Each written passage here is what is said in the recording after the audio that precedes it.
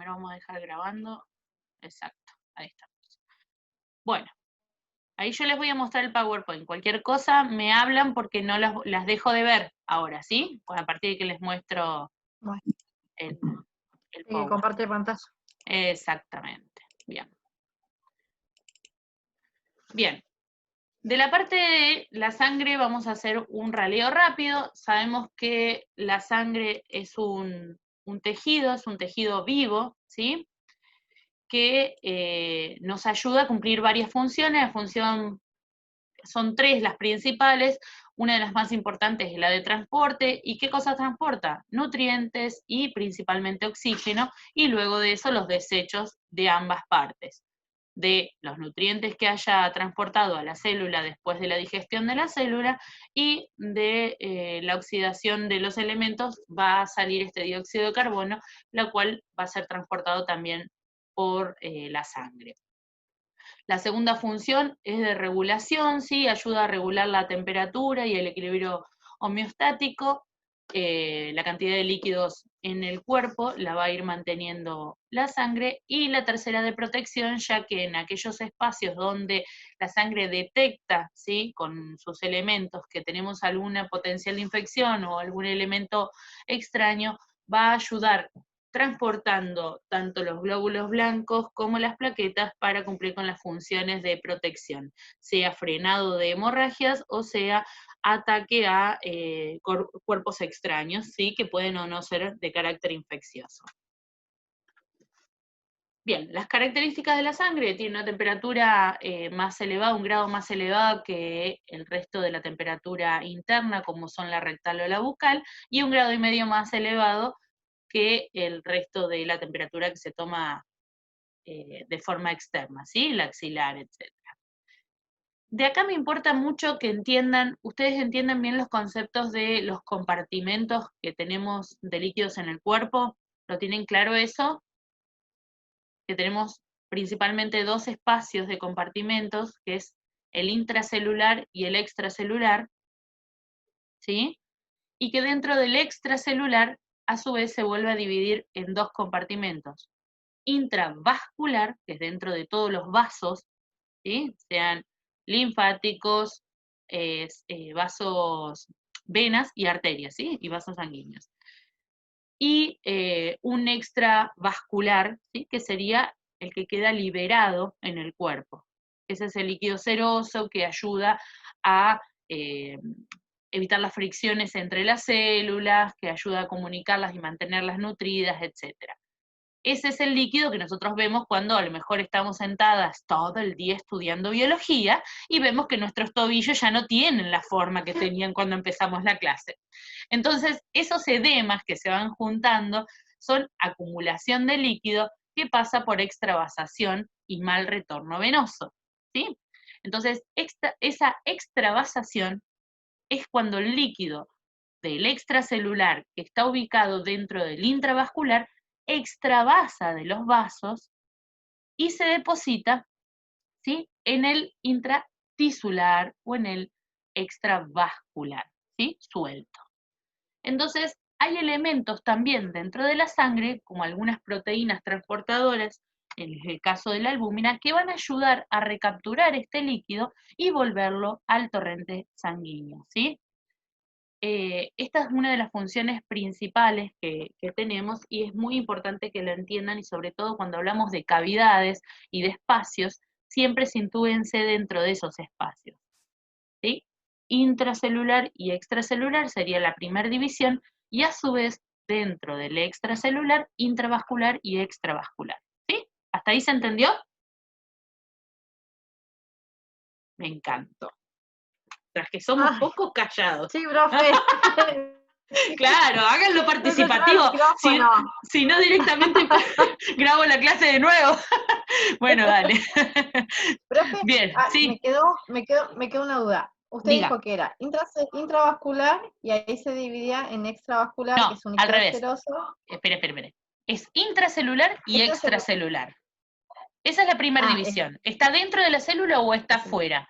Cuando está Ah, fuera de la célula, que es extracelular, tiene dos formas de sí, estar fuera de la célula: sí. o liberado o dentro de los vasos. Que ¿Se sí, entiende? intravascular o extravascular. Exacto, ahí está. Ahora sí. Está bien. Bien. Esa, me confundí yo cuando lo dije. Entonces, el Sí. extravascular es el líquido sedoso, que es el líquido de fricción. Y ahí es donde está la Claro, proteína que es el líquido albulina, que queda se vuelve líquido. liberado, que es el que nos ayuda a retomar también, ¿quién? Todo el sistema linfático. Por eso es el sistema que sigue ahora, es el sistema linfático.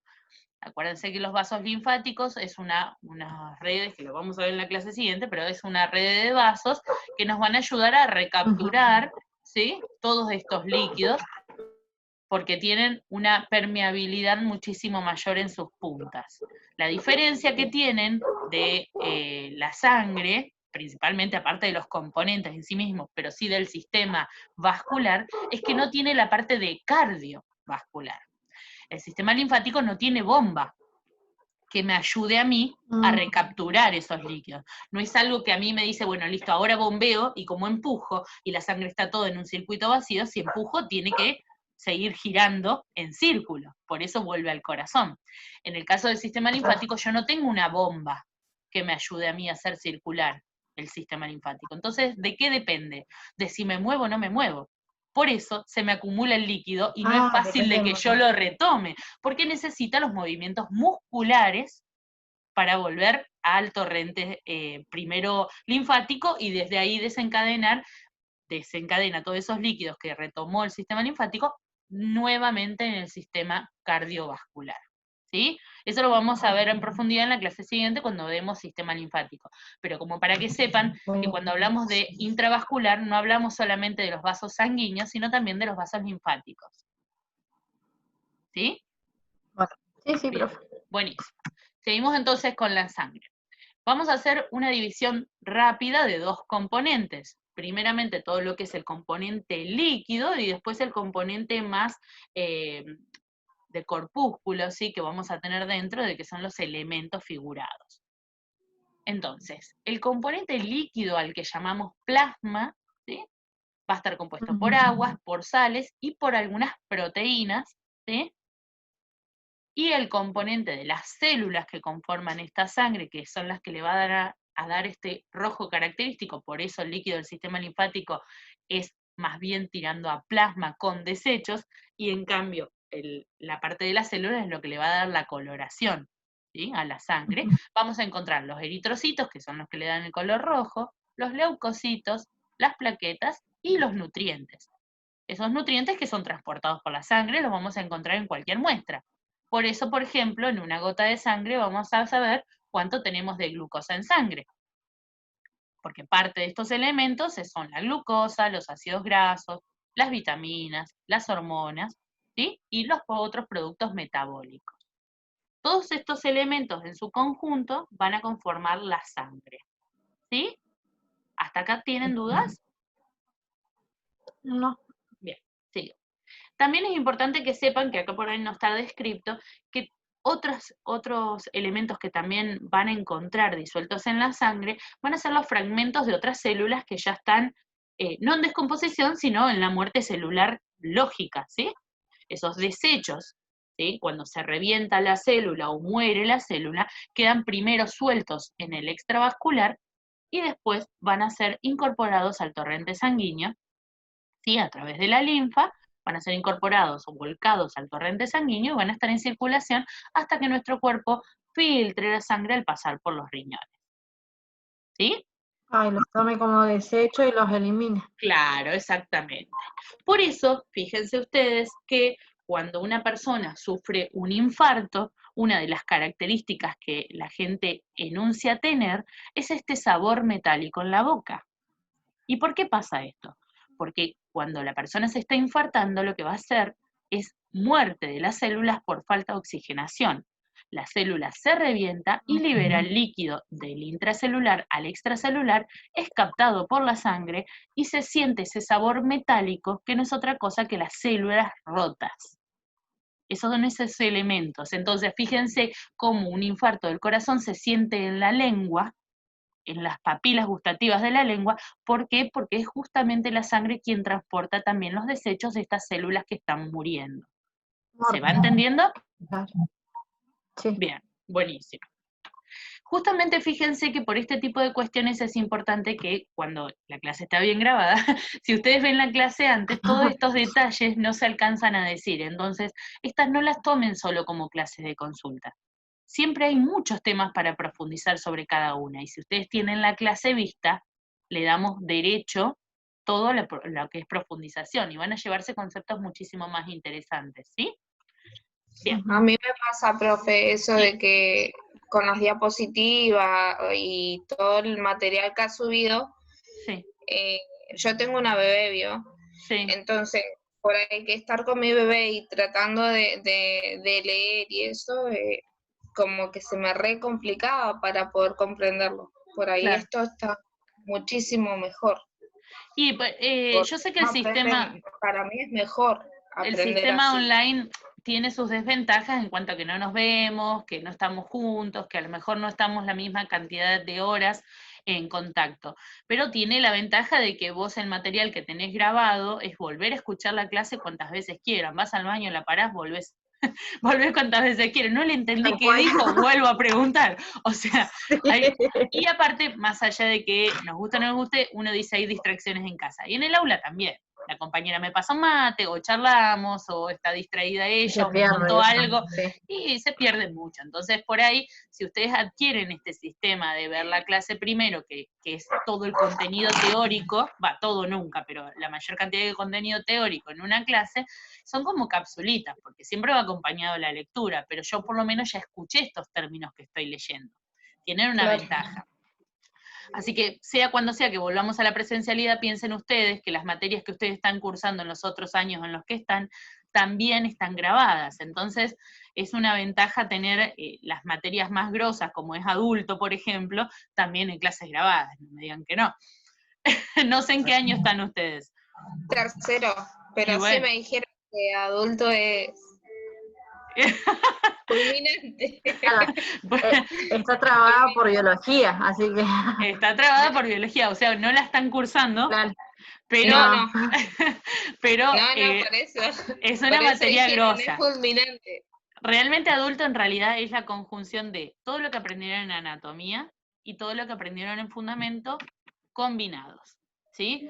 Entonces, es aplicación del PAE en la anatomía, ya no en la anatomía natural, sino en la anatomía cuando está alterada, o sea, todos los trastornos que puede llegar a tener una persona adulta. Por lo que, si este libro les pareció largo, si el Tórtora les parece largo con 1200 hojas, prepárense, porque el libro de adulto tiene 2500, exactamente, ¿sí? Así que bueno, aprovechemos los espacios, ¿sí? Bien, entonces, seguíamos diciendo que acá, como pueden ver en la imagen, fíjense que el plasma se ve bien amarillento, esta es una muestra real, y todos los elementos figurados van quedando en depósito abajo. Esto es la aplicación de lo que aprendieron en EDI. Sí. Eso es como la centrifugar la sangre cuando están haciendo el tema de las donaciones del plasma a las personas que estaban... le devuelven la sangre a la gente y quedan solo con el plasma. Porque fíjense que en el plasma, ¿qué teníamos acá? Parte de estas proteínas, y dentro de esas están las defensas, las inmunoglobulinas. Muy bien la observación que hiciste. Justamente estas inmunoglobulinas que están en el plasma es lo que la gente necesita. Es cuando nuestras células, en este caso proteicas, que se ocupan de la defensa, ya aprendieron a combatir este virus. Estas quedan como una marca siempre en nuestro plasma, ¿sí? Es como una vacuna natural. Claro. Mi cuerpo aprendió a combatirlo, y al introducírselo a otra persona, las células dicen, estas células ya entendieron cómo se dan contra esto, copiémosle todo el material genético. Entonces todas copian la función de estas que le acaban de aplicar a la gente, que ya saben combatir este virus. Eso sería básicamente las transfusiones de sangre, en este caso de plasma solo. ¿Sí? Inmunoglobulinas que aprendieron a hacerlo. Sí, te escucho. En gestión, y le preguntaban, porque justo se tocó el tema de centrifugar el plasma, y todos pensábamos, yo también, no me incluyo, de que era donación de sangre. Es una donación, pero no se hace. Claro, pero se devuelve. Claro, entonces la profe nos explicaba que la sangre se devolvía, y por eso mismo yo me quedé, digo, ¿cómo se devuelve? Claro, lo que es importante en estos casos, que por ahí nos aclaran en la televisión y eso, es que lo que estamos perdiendo en cantidad también es líquido. Por lo que, para que la sangre no quede espesa, nosotros vamos a necesitar reponer este líquido. En algunos casos, cuando la cantidad de sangre que se va a extraer o de cantidad de plasma que se va a extraer es mucha, se hace una transfusión, perdón, no una transfusión, una infusión de alguna solución fisiológica para reemplazar la cantidad de agua que estaría perdiendo la sangre. Si no, claro, fíjense, piensen ustedes todos estos elementos viscosos y pesados disueltos en menos cantidad de líquido que me acaban de sacar. Se pone la sangre pesada y correría riesgo la persona de formar ateromas, por ejemplo, o de taponamiento de algunas venas o arterias. ¿Se entienden? Entonces, cuando uno va a donar sangre, cuando donas una cantidad no excesiva, lo que hacemos nosotros es seguir reconstituyendo esa sangre, pero es importante tomar agua, ¿sí? Porque parte de del agua que necesita la sangre para hacer circular todas estas células, ¿sí? Nos la acaban de extraer, entonces nosotros necesitamos reponer el agua. ¿Y cómo la va a reponer la sangre? Y con la absorción de las microvellosidades que están en el intestino. Las lleva al torrente sanguíneo junto con los nutrientes y en vez de orinar el exceso, como no hay exceso, no va a orinar tanta cantidad. ¿Se entiende? Esa es la inteligencia que tiene nuestro organismo. Es sumamente, sumamente inteligente. En esos casos que las personas que por ahí orinan mucho y no beben tanta agua, ¿a qué se debe? En realidad, uno bebe agua desde otras vías. No podrías continuar con ese ritmo mucho tiempo sin que hubiera secuelas en el organismo, que vos orinaras demasiada cantidad de líquido, si no hubiera líquido la persona se secaría, así, básicamente. El hecho es que a veces uno no se da cuenta de que hay alimentos que tienen líquidos en otros formatos. Los casos más fáciles de detectar son las frutas, por ejemplo. La fruta es una cosa que si yo la dejo secarse al sol, 2, 3 días me doy cuenta que se achicharra todo. Todo eso que perdió no es pérdida de fruta, es pérdida de líquido. ¿Sí? Lo que pasa con algo cuando yo lo cocino. Si yo no lo cocino en agua, claro, si yo cocino una manzana al horno me queda toda achicharrada, ¿o no? Bueno, perdió todo el agua porque por evaporación. Bueno, sí, uno consume mucha agua en otro tipo de alimentos, no necesariamente en beber agua puntualmente, ¿sí? Entonces, no, me quedo tranquila entonces. Si no hay una evidencia a lo largo del tiempo, es porque no es patológico, la persona está consumiendo agua, si no se tendría que secar, los labios se agrietan, empezamos con una notoria falta de líquido en los tejidos, porque lo primero que va a hacer la sangre es recapturar todo el extracelular, porque la sangre necesita seguir bombeando todos los nutrientes y para eso necesita volumen. Si no hay volumen, nada ocupa estos vasos y al no tener presión sanguínea no puede llegar a todas las partes del cuerpo. Porque la presión sanguínea se basa en el volumen, en la cantidad, no solamente en las contracciones de las arterias, sino en la cantidad de fuerza que ejerce esta sangre sobre las paredes de las arterias. ¿Por qué ejerce fuerza? Porque si yo tengo mucho líquido, tengo mucha presión.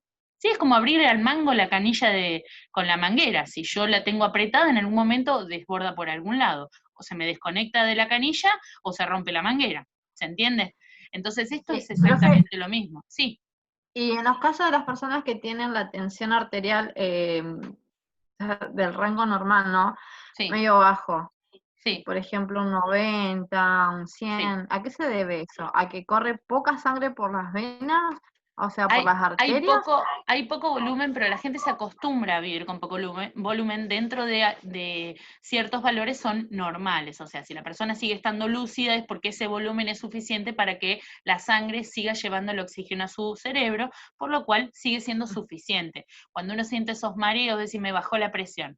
En realidad no se siente el bajón de presión. Lo que siento yo son los síntomas que se parecen a la vez que me toman la presión y se bajó la presión.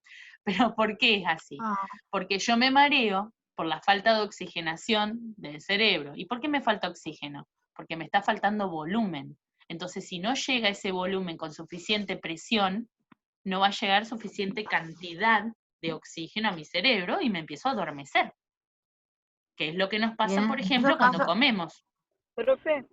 Cuando ustedes comen... le hago una pregunta. Sí. Diga. Le hago una pregunta, yo soy Gabriela. Sí.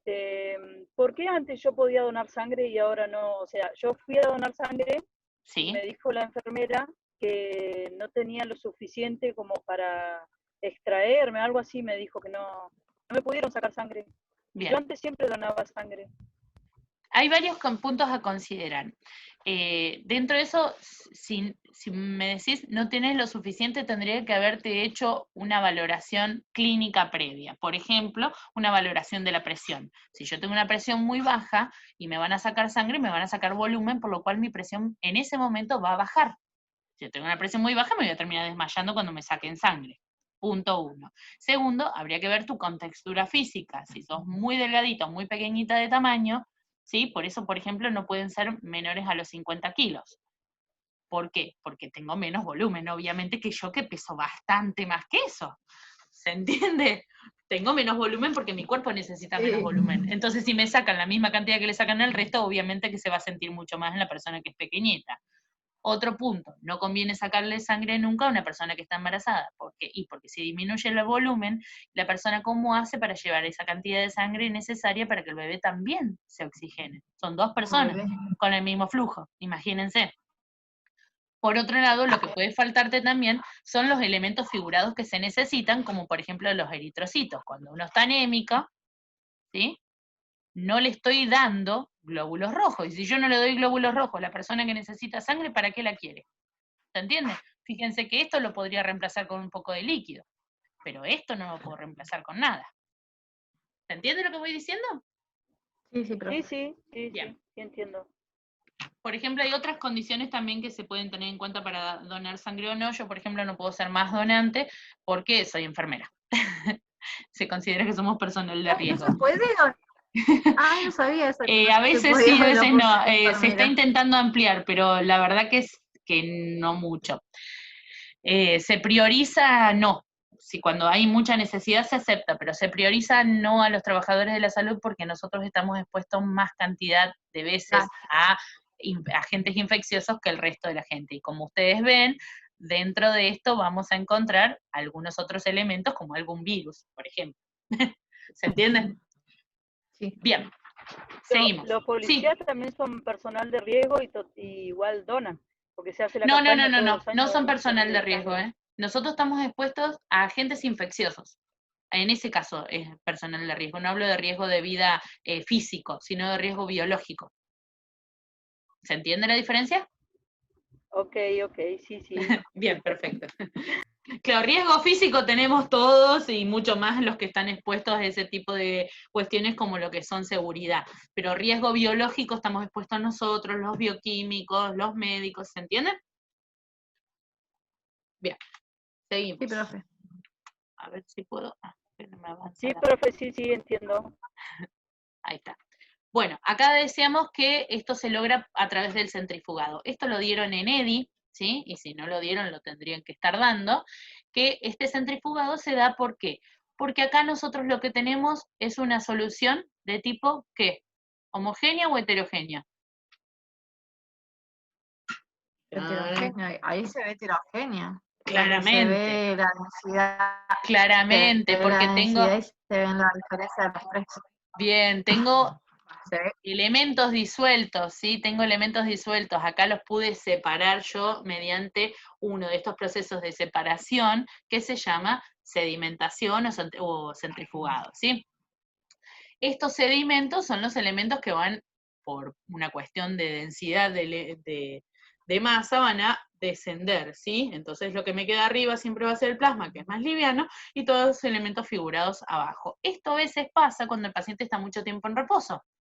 No es por centrifugado, sino que es por sedimentación. Si yo dejo el jugo que preparé a la noche, lo dejo en reposo toda la noche, a la mañana voy a encontrar el jugo igual, pero muchísimas más cantidades de sales voy a encontrar en el fondo. ¿Por qué? Y porque por reposo empieza a sedimentar. Cuando una persona está mucho tiempo acostado y nosotros no le damos heparina para evitar que la sangre se espese, ¿sí? si nosotros no le damos anticoagulante, se empiezan a acumular. Un globulito que quedó ahí sedimentado al lado del otro se empiezan a juntar y empiezan a formarse coágulos. Por eso es tan riesgoso los ACV después de postración de larga data. Las úlceras. Las úlceras son por presión, ese es otro punto diferente. Bueno, puede ser que el tiempo se acabe, no se hagan problema, lo podemos continuar después si quieren, o reuniéndonos en el mismo, o por WhatsApp si les queda alguna duda.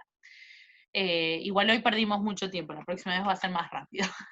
Bien, hasta acá, hasta esta imagen se ve re bien en la parte del video, ¿sí? Sí. Y los problemas empiezan como por acá. Yo igual lo voy a volver a grabar. Ahí empieza. Sí. Acá están los elementos corpusculares que les estaba nombrando, que son esos que vimos sedimentados. Están formados entonces por plaquetas y fragmentos celulares, ¿sí? Por células viejas, células que se rompieron por aplastamiento o cualquier otro tipo de destrucción. Tenemos glóbulos rojos, ¿sí? Que son células completas, y los glóbulos blancos, que hay células completas, gran número de funciones especializadas como los neutrófilos, los linfocitos, ¿sí? Monocitos, eosinófilos y basófilos, ¿sí? Toda la descripción de esto está, por supuesto, en el libro. O sea, nunca se olviden de volver a las funciones de cada uno. Están las funciones de cada uno y lamento informarles que se toma, ¿sí? Bien. Esta parte, sí, la vamos a saltar. Me voy a ir, porque esto es todo teoría, me voy a ir a la parte más compleja que van a encontrar ustedes. Fíjense la forma, esto es importante, fíjense la fórmula la forma del glóbulo rojo. Vieron que es una forma de disco, pero que en el medio es como aplanado. Esto es porque no tiene núcleo, ¿sí?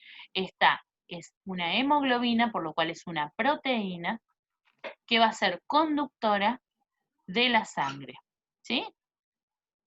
Fíjense que este formato que tiene así hundido en el centro es lo que le permite, como se ve en la imagen, acomodarse a los diferentes vasos para introducirse en espacios extremadamente pequeños, ¿sí? Por eso tiene características que es flexible el tipo de célula. ¿Bien? Acá tenemos cómo se explicaría la función de transporte del oxígeno a través de la hemoglobina. Fíjense que si ustedes tomaron una muestra sanguínea para saber si es arterial o es venosa, tendrían que ver el color, aparte de estudiarlo. Cuando ustedes hacen gasometría también se van a dar cuenta. ¿Por qué? Porque yo evalúo la cantidad de gases en sangre. Si la sangre arterial viene derecha desde el corazón, viene oxigenada, por lo cual va a tener un rojo más vivo. ¿Por qué? Porque esto es como un globo. El globo rojo que ustedes compran se ve divino y rojo fuerte cuando lo compran del negocio, y cuando lo inflan se ve un rosa raro, ¿no? Sí, más pálido. Cuando está aplastado, si es rojo, rojo. Cuando lo inflan es porque es casi violeta cuando está desinflado, ¿o no? ¿Y por qué pasa esto? Sí. Porque al estar llena de oxígeno, se infla, entre comillas, esto es una metáfora, ¿no? No para que lo expliquen así en el examen, pero para que lo entiendan, se infla de oxígeno y se ve de un color más brillante. En cambio, cuando está carboxigenada, el dióxido de carbono no es transportado en gran cantidad por el glóbulo rojo. Es muy pequeña la fracción de dióxido de carbono que se transporta por los glóbulos rojos, por la hemoglobina. Entonces, se ve así, aplanado, y se ve oscuro. Por eso, por ejemplo, si hacen una saturometría a un paciente, van a encontrar ustedes que el haz de luz que tiene que pasar de un lado hacia el otro es más oscuro, ¿sí? Cuando es sangre venosa, y mientras más oxigenada esté la sangre, mejor pasa el haz de luz, por lo cual vamos a tener una saturación mayor. ¿Y por qué pasa mejor el haz de luz? Por esto mismo que explicaba del globo. Cuando está llenito, se ve más brillante, más translúcido, y yo puedo ver luz reflejada del otro lado. Cuando está opaco, si lo pongo así, tapando la luz, no voy a permitir que pase mucha cantidad de luz hacia el otro lado. ¿Se entiende cómo funciona lo del saturómetro? Sí. Bien, perfecto. Sí, profe, sí. Perfecto, buenísimo. Me voy a ir hasta, antes de que se nos termine el tiempo, después podemos seguirlo si quieren en la clase que viene o en consulta. Me voy a ir hasta la parte que tiene muchos conflictos, que son los grupos sanguíneos. Fíjense que, sí, fíjense que esta misma hemoglobina, ¿sí? Puede o no tener un tipo de proteína, ¿sí? Que la hace diferente una de la otra. Esta proteína es un anticuerpo anti-B o anti-A, ¿sí? Por lo cual, por ejemplo, el tipo de sangre A contiene, el antígeno A, contiene un anticuerpo que es anti-B. Anti-B. Por lo cual, un A nunca le puede dar un B. ¿Se entiende? El tipo B tiene su antígeno B, el cual es anticuerpo A. Por lo cual, se rechazan una a la otra. Pero hay algunos, ¿sí?, que tienen ambos. Tienen ambos. Entonces, cuando tienen ambos, no se repelen uno al otro. Entonces, el tipo AB puede recibir sangre del A y del B. ¿Se entiende? Y cuando no tiene antígenos ni A ni B, estamos hablando del tipo 0, que es el universal. Este le puede dar a este porque no rechaza nada. Le puede dar a este porque no rechaza nada y a este también. Pero si cualquiera de estos tres le llegara a dar a este, ¿qué pasa? Tenemos anticuerpos anti-A y anti-B, lo que va a provocar una reacción anafiláctica y el paciente se nos puede morir. ¿Se entiende esto? Va a rechazar la sangre. Exactamente, pero que, imagínense que ya está circulando por todo el cuerpo y todo el cuerpo hace reacción, claro, todo el cuerpo va a hacer reacción al mismo tiempo de edema para impedir que esa sangre siga circulando y el paciente se nos muere. ¿Sí? Fíjense. Sí, les dije que era anafilaxia. Tengo acá un compañero estudiante, así que me dicta atrás. Es enfermero, obviamente, previamente. Entonces acá tenemos el factor RH. No solamente tenemos esto tipo A, tipo B, tipo AB y tipo 0 que veíamos en la imagen anterior, sino que sumado a eso tenemos otra complicación. Puede ser positivo o negativo, ¿sí? Tiene o no la proteína RH, ¿sí? Entonces, si no la tiene, es decir, si yo no le agrego nada a esta sangre y no tiene esta proteína, le puede dar absolutamente a todos los que la tienen o no la tienen. Por ejemplo, el 0 que veíamos. ¿El cero negativo? El 0 negativo es el dador Ese universal. Le puede dar a todos. A todos. ¿Por qué? El mayor. Porque como veíamos en la imagen, no tiene ningún antígeno. Entonces no le va a hacer mal a ninguno de estos tres. Y, como si fuera poco, como es negativo, no tiene esa proteína extra que el otro sí tiene. Entonces tampoco va a generar reacción el cuerpo. Por eso, el 0 negativo le puede dar a todos. Se va a ir restringiendo, y ustedes lo pueden entender, se va a ir restringiendo a medida que le agrego o no elementos. Por eso, la persona que menos sangre puede donar es el que tiene antígenos A, antígenos B y encima una proteína extra que le da lo positivo. ¿Se entiende? Esta persona no le puede dar a nadie nada más que al que es igual que él. ¿Se entiende? Y esta persona que tiene antígenos A, antígenos B y encima tiene la proteína extra, puede recibir de todo el mundo. ¿Por qué? Porque todos estos elementos ya los tiene en su composición. No va a generar reacción alguna. ¿Se entiende esto? Entonces, el 0 negativo... Está mejor explicado. El 0 negativo es dador universal. Y el AB positivo es receptor universal. Después, cada uno de ustedes se va a poder ir haciendo el cuadro de las propias conjeturas. Se va a cortar en cualquier momento. Pero fíjense que si tiene y tiene, puede dar. Si no tiene ese reactivo y el otro sí lo tiene, no le va a hacer nada. Pero si sí lo tiene y le quiere dar a uno que no lo tiene, lo mata. ¿Por qué? Porque el cuerpo reacciona ante la presencia de un agente extraño. ¿Qué sería esa proteína que le da la positividad del RH? ¿Se entendió más o menos este concepto? ¿Sí? Yo por lo menos ahora, creo que ahora lo entendí bien. Bien, buenísimo. Entonces, yo voy a volver a grabar la clase de sangre para que quede bien, y a partir de mañana van a tener a disposición la clase que van a tener que ver para la semana que viene. La semana que viene nos volvemos a encontrar